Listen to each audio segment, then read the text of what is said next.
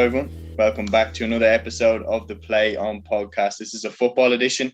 In this edition, we're going to look at the All-Ireland football final. I have Luke here with me, but we also have a special guest this time, commonly known as the GAA Statsman, Mr. Matt Hurley. Matt, how's it going? Grand Seamus, how are things? Glad to be on the podcast. Thanks for having me on. No worries. So, what did you make of the game? It was a bit of a weird one. It was Tyrone, in my opinion, were the better team. They took their chances when Mayo didn't. And another disappointing day for Mayo in an All-Ireland final. What did you make of the game?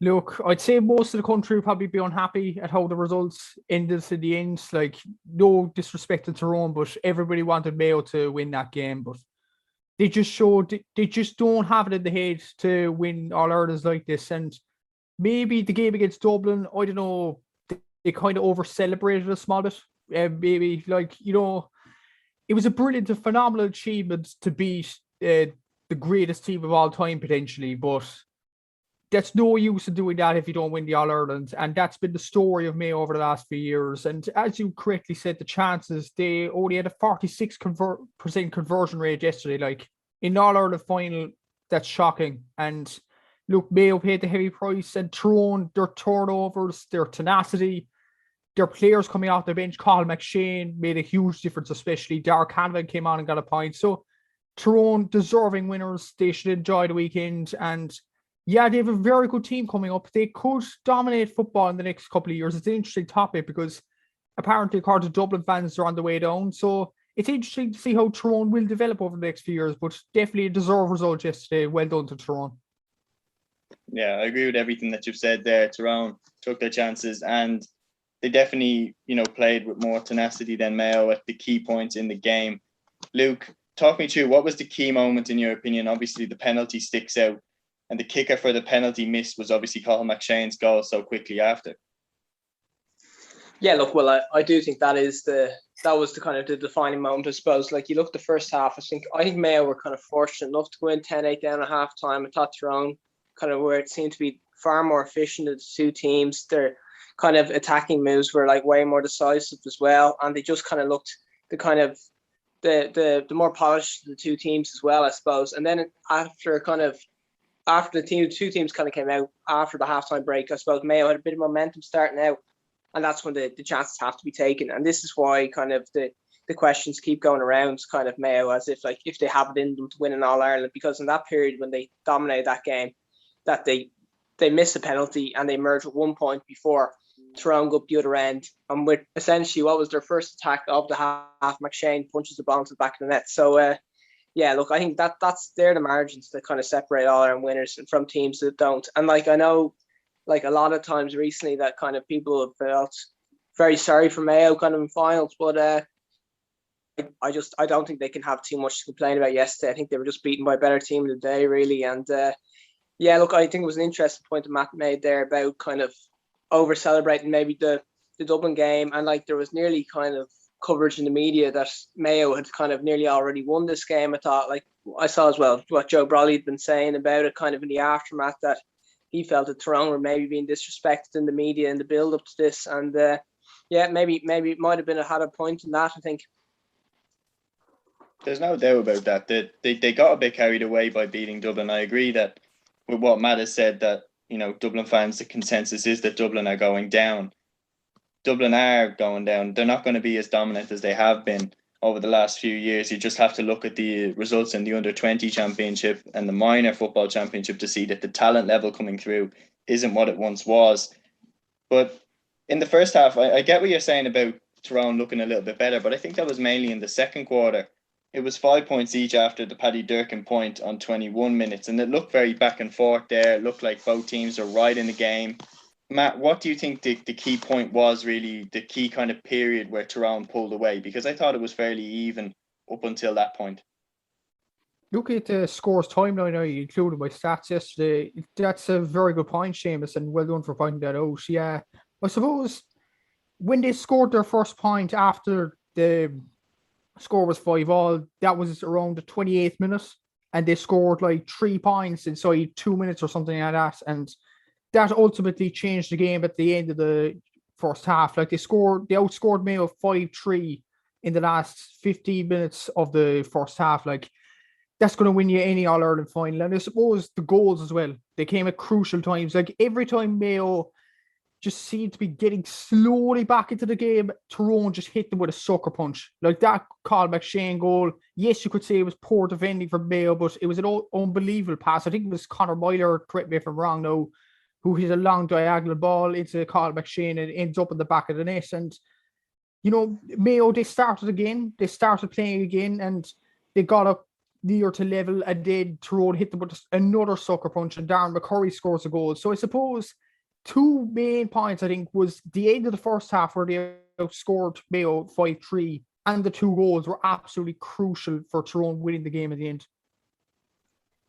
Agreed. And not only that, but it was Luke, talking to Tyrone's second goal, I think it was just brilliant from Tyrone. Niall Morgan's kick out and Con Kilpatrick's catch onto McKenna, and then McCurry's goal, but it was just brilliant from Tyrone. Yeah, look, I think that was it was nearly a feature of the game, was that Con Kilpatrick's kind of fielding. I thought he was really, really impressive throughout, and he was a figure that kind of came into the final completely under the radar, probably somebody that not a lot of people were talking about. And yeah, look, it was trademark kind of Niall Morgan kick out, that like the distance that he was getting on those kicks all day, and he'd created a series amount of goal chances. We'll probably come to the McCurry chance that he created earlier as well. But yeah, so it was just direct long ball. Kilpatrick took it, and then after what has been probably his quietest game all year, kind of Conor McKenna took the ball, and then in a situation when I think the entire Mayo defence was expecting to shoot, that it was just a perfect pass into the path of McCurry, who had the easiest of tasks. But yeah, I thought that was kind of the key difference between the two teams. Like, you look at the amount of goal chances that Mayo had kind of created. I'm sure Matt kind of has the figures kind of on the conversion rate for goals as well. But yeah, look, that Tyrone kind of having not had much of a sniff of goal in the first half, really had pretty much had two chances and they took their two goals. So yeah, look, that is the difference. Dude, everyone says goal wins games, and look, that was like, it was the obvious example of that, I suppose. And it was just it was clinical from Tyrone. And when the game was there to be won, I suppose they came up with that move, and they they dispatched it. Yeah, I agree with what you said there. But all that being said, that wasn't the game finish, and there were still absolutely key moments, Matt. I'll come to you for this, where Tyrone, after that goal, had more key moments, more moments where real leaders stood up to fully finish Mayo off. And the example I can think of is Peter Hart, 63rd minute, absolutely wonderful catch, gets a free. There's another point on the board for Tyrone. That was a huge moment where he stood up and was counted. And I think this year we've seen the full level of what this guy can be. We've always known the potential that he has. He's been outstanding this year, and he was outstanding in this match.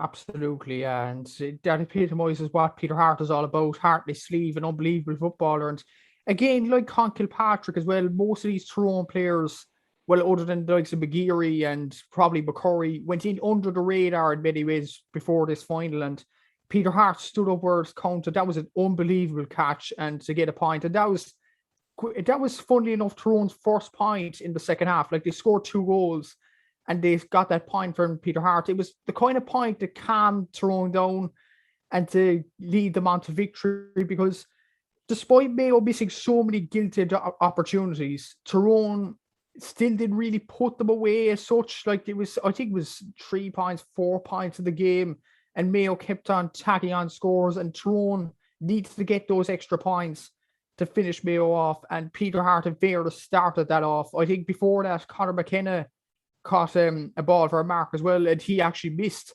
So that could have gone to their heads. It could have gone to the likes of Peter Hart's heads, but in fairness to him, the leader that he is stood up, and he deserves an All-Ireland more than anybody else in this Tyrone team, because he's been through the well over the last few years, and for him to win it, it's an absolutely brilliant achievement. And I suppose going on Mayo's conversion rate as well, like, I'm looking to positional stats here, like Mayo had 4 wides inside the 15-metre line, like, or inside around the penalty area. Like, that is shambolic, really. Like, the amount of goal chances, the ones that come to my mind, Tommy Conroy's at the start of the second half was huge. I mean, I don't know how he missed it, in all honesty. Brian Walsh kick it wide. I think Aidan O'Shea, and obviously the Ryan O'Donoghue penalty, where I thought he only had to put it on target and he would have beaten Doyle Morgan in all honesty, but at last he put it wide. And I suppose it's the story of Mayo over the last few years. They just can't finish off teams. They don't have it in the mindset. And ultimately, that's why they haven't won an All-Ireland in 70 odd years. Yeah, I agree. And one of the key moments was always, Luke, I'll come to you for this one. We said this on previous podcast episodes that when Mayo lose, particularly in an All-Ireland final, there's always one standout moment, which is their moment that kind of defines that year's defeat. So I'm thinking 2016, you have the own goals. 2017, you have Donald Vaughan getting sent off. That was the moment to my mind where the game changed, and then Dean Roxley free. There's always moments where it went up in smoke. And 2021 is, in my mind, it's the Ryan O'Donoghue penalty. As harsh as it is, O'Donoghue had a fantastic year, and I actually commend him. He bounced back and he kicked more points after this penalty miss. But this penalty miss had a huge bearing on the game because it came just before McShane's goal. Yeah, look, absolutely. I think that score would have got Mayo back. I think it would have been 1 point in front at that stage, kind of going into that would have been about the 40th minute as well. So look, it was a huge kind of moment in the game. Like from there was still about half an hour left. Plenty could have happened.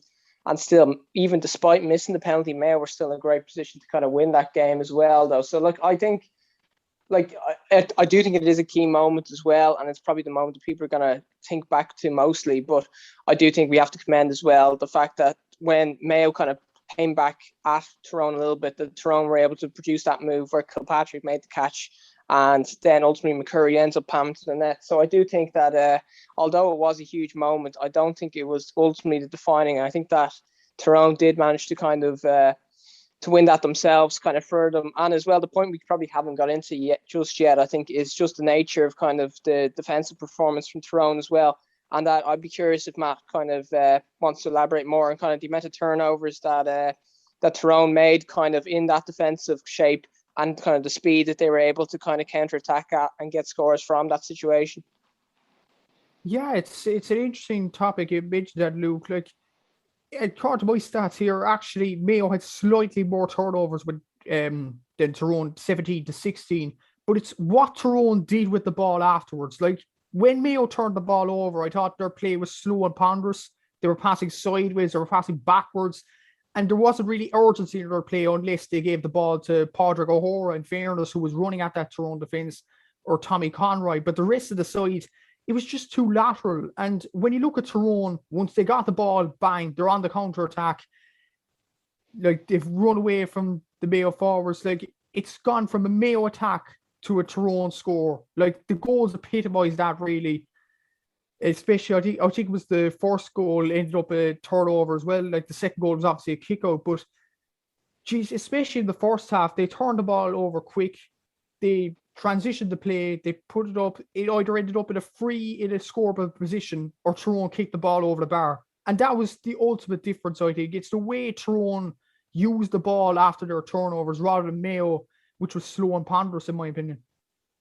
Okay, yeah, so it's really interesting point, because I think that's kind of the a lot of the analysis afterwards kind of was that Tyrone kind of dominate kind of the tackle and sort of stuff. So it's interesting points that it's nearly more so kind of what came after it. And I think that the obvious kind of example, I suppose, is kind of when Niall Morgan comes out of his goal, takes the ball clean, and his momentum carries him forward. He plays long ball in. McKenna kind of knocks it on for McCurry, and who probably should score the goal. But I think that kind of was the obvious kind of difference between the two sides of the build-up, kind of how you're kind of suggesting that, like that kind of Mayo were a whole lot slower kind of in the build-up, whereas Tyrone were far more likely to direct ball straight into the forwards. And I think that is probably the winning of the game, I suppose. Yeah, absolutely. You're bang on there. And yeah, I suppose it's the story of Mayo over the last few years. They just don't have the killer instinct to put away teams when they've won a turnover or they win a free. They just don't have it for some reason. And Tyrone had it in spades yesterday. They were absolutely outstanding. And yeah, I suppose, as I said there, it's what they did with the turnovers. It's the way they transitioned from defense into attack. It was quick. It was fast. You look at Mayo, it was so ponderous, and I thought that was the difference in all honesty. And look, Tyrone should be commended for that. It's that's won them the All Ireland in my opinion, and Mayo, they'll have to learn from their mistakes. They haven't learned from their mistakes over the last few years, but this will be a hard lesson to learn for these Mayo players. They have to come back from this. Like, you know, yeah, it's going to be very hard for Mayo to come back. But fair play to Tyrone where it's due, because the turnovers yesterday, what they did with the ball was absolutely outstanding and should be commended. I agree with everything that you've both said there, lads. The other thing that I'd like to throw in on top of that, which helped Tyrone, me and Luke were saying this off air, is that with Tyrone, you know, obviously the Dublin teams that have won the All Ireland before, there's obvious men like a Brian Fenton, like a Kieran Kilkenny, like the key men that you need to stop. But Tyrone, they all seem to be of a similar level. They all seem to be just brilliant footballers. And it's kind of difficult to pinpoint the one player that you need to mark. I think Conor Myler and Kieran McGeary are absolutely crucial to how they move the ball, but they seem to be a real team rather than excellent individuals. And key moments, you know, Niall Morgan's points, even from the freeze, they were massive. But I think just collectively as a team, Niall Sludden's 2 points were an example of that. They just got the right player into the right position. Sludden, you know, outside of the boot with his first point, and then cuts in and hits over the second one. Hampsey's point as well on 7.5 minutes. That was a beauty. That made it 2 points apiece. They get the right player into the right position every time to take the shot. And because they don't have one individual that they rely on so much, like the example I would think is Monaghan are always so desperate to get Conor McManus on the ball in the shooting position. But Tyrone, every player seems to be comfortable taking a shot. Best example I can think of that is in the All-Ireland semi-final against Kerry, when in the first half, everyone from the full backline scored. And I think that's what kind of sets them apart from other teams in the country right now. Yeah, look, I think completely that, I think the difference between Tyrone kind of and other All-Ireland winning teams is that, like, you had a situation, I suppose, that where potentially Matty Donnelly was kind of nearly going into the game kind of as a potential footballer of the year nearly at this stage. And then you saw he was the first sub taken off, and then McShane's kind of coming on from him. And as well, you've got a bench kind of where McShane, Canavan, and Donaghy all come on, I suppose. And it's kind of a ridiculous kind of strength and depth, I suppose, to that team. And this is probably why people are having so much kind of difficulty picking out kind of a footballer of the year this year, is because that it's kind of a nearly a team of kind of a collective team where not that many individuals have kind of stood out. And like you've summed it up well there, that I think that nearly kind of it's kind of 15 players on an equal kind of ability to them. They all absolutely know exactly what their role is, and they're just seemed so well drilled, I think. And I think that was kind of the key difference. Whereas sometimes Mayo was kind of nearly kind of, I thought, into their attacking game plan, kind of making up as they go along a little bit as well. Whereas you just see the kind of the difference in the structure, I suppose, with Tyrone. And look, it just shows how far a really strong structure with a kind of a group of players that are bought into the system, how far that can get you. Agreed. And one of the key moments as well, I thought, were the 2 points that Tyrone got quite close to the end. I think of Darragh Canavan's point, 66 minutes in. You know, he just saw a gap and just darted through it and fisted it over the bar. And then, as well as that, a few minutes later, he gets a goal chance. Henley came out well and saved it. Came back out to Darren McCurry. He fisted it over the bar. So Tyrone just learned the lesson that, all right, just keep tapping away on the scoreboard. And I think that kind of put Mayo away for good. It absolutely did. And I suppose that's the sort of thing that Mayo haven't been doing over the last few years. Just not the mindset, not the ability just to find out whether you should go for a goal or a point. That even was epitomised at the start of the second half. And in fairness to Tyrone, Darragh Canavan point, he could have easily gone for goal both times, in all honesty, but he had the presence of mind to fist it over the bar the first time, and then the second time, in fairness, they went for goal the second time, but McCurry just knew then the chance was nearly gone for a goal, so fisted over, and suddenly then the game's over. Well, I honestly thought the game was over when McCurry got that goal, because I just couldn't see Mayo coming back into the game, despite Lee Keegan kicking an unbelievable point straight after the second goal. But still, like, Tyrone, it just showed they had the killer instinct yesterday, and Mayo just didn't. They haven't done over the last few years, and you just wonder, when are they going to win this All Ireland? Like, it's an interesting topic, all right? Like, you see other teams down through the years. Like, I come from personal experience, Cork over the late 2000s. Like, we were so dominated by Kerry over the years before 2010, a bit like Mayo were with Dublin. And then when we went in as favourites against Down in 2010, Cork won the final. I know it wasn't pretty, but we still had the killer instinct to know when to finish off Down and just to get over the line. I don't think Mayo have that, in all honesty. It might be harsh for Mayo fans to hear, but it's the honest truth. I just don't see how they can win an All Ireland the next few years. Like, they just don't have the mindset. And switched over to Tyrone yesterday, epitomised by them two chances with Canavan and McCurry. They know how to finish off teams, and that was the difference yesterday, the big difference. While you were mentioning about the killer instinct, one of the key moments was the goal chance right at the start. And the point that I'm going to make about this is the 14th minute goal chance that Brian Walsh got was well saved by Morgan. And then it came out to Conor Loftus. He should have buried it. He didn't. He hit it in a kind of lackadaisical fashion, as if it was just going to roll in. Sludden stopped it on the line.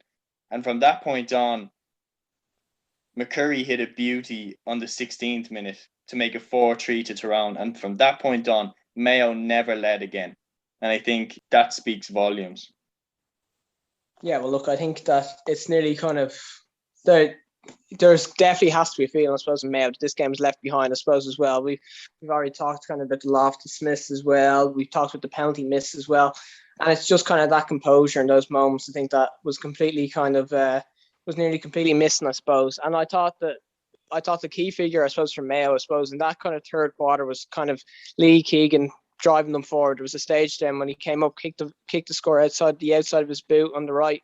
And then there was the other time that he was fouled, I think, by Myler, I think it was as well. But it was nearly that they were kind of reliant on those figures driving them forward a little bit and to just kind of keep spurring them on. I thought the forwards kind of didn't have their greatest game. I thought at times O'Shea looked a bit lost. He, like, in what position he was playing, he was moved around an awful lot between. I think he played midfield at certain points. He played centre half forward. He played full forward, and he just didn't have the influence kind of that was required. And I just don't know. It was kind of nearly. I felt that with the style of play that Mayo were trying to go, a fast kind of build up where they're running directly at teams. I'm not sure if O'Shea kind of fits into that forward line right at the moment. So look, it felt a little bit awkward at times. I thought a bit as well. They did create enough chances to have won that game though as well. And look, they just didn't take them, I suppose, as well. Yeah, they certainly didn't. But all that being said, one thing we can't deny, Matt, is Tyrone won this All Ireland and they won it the hard way. You look at the teams that they beat. They beat the Ulster champions. I know Cavan had an awful league, but they beat the Ulster champions, and they beat Donegal, who were our pick to win the Ulster Championship. Then they beat Monaghan in a really close game in the Ulster final. Then they beat Kerry, who were everyone's tip to win the All Ireland once Dublin got knocked out. And then they beat Mayo, who were favourites in a lot of people's eyes for the final. So Tyrone have really outdone a lot of people's expectations by winning this All Ireland. And yeah, it's a fantastic achievement. You took the words out of my mouth, Seamus. That's exactly it. Like, in every way, really. Like, they went out of Ulster. Like, they took the route, like the hardest possible route when you think about it. Like, they had to beat the Ulster champions, Cavan. I know they had a bad league campaign, as you said, but they still have some quality players in that team. And Mickey Graham is an astute manager.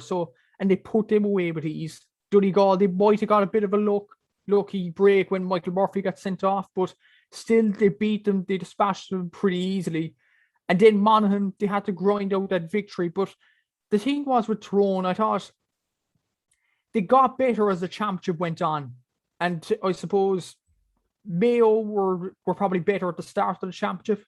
They put teams away with Leitrim and Sligo. No disrespect to those counties, they're hardly going to be challenging for All Ireland titles now. But still, the way Mayo put them away, people were saying, could they challenge for the All Irelands? You even look at Kerry and Munster, the way they were putting away teams. I know Munster wasn't great this year; it was awful quality, in all honesty. But the thing with Tyrone, they didn't peak too early.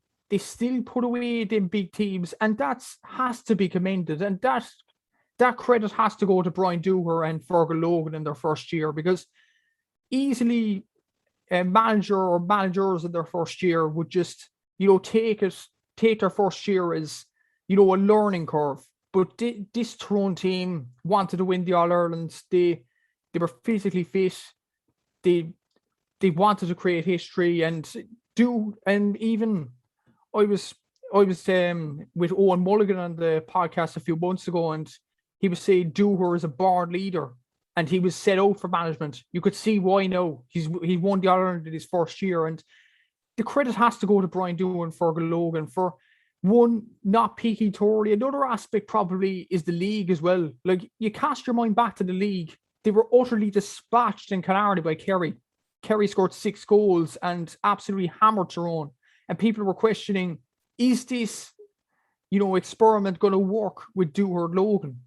But they proved the doubters wrong as the season went on. And fair play to them, they've won the All-Ireland, and definitely the hard way. They didn't peak too early. They won it the hard way, and fair play to Dooher and Logan for doing that. 100%, and you're definitely right. I remember back at the league, everyone was talking about, Tyrone trying to play this more attacking style, and a lot of people were saying back then, Luke, that it didn't actually suit them, especially after the semi-final against Kerry. Yeah, look, I think that was an interesting one because that was kind of, they were nearly labelled naive, I suppose, in that game as well. And then there was all these other stories coming out of it afterwards there. Eamon Fitzmaurice said that they'd been on training camp or something through Killarney National Park or something, that they'd been out running before the game and everything as well. So look, there was kind of, it's a hard one to read too much into that league game. It was very early, I suppose, in the campaign for them, and that they were still trying to, I suppose, Dooher and Logan were still trying to get their ideas across, I suppose, to them. But look, I suppose you summed it up well with the route that they had to take to get there.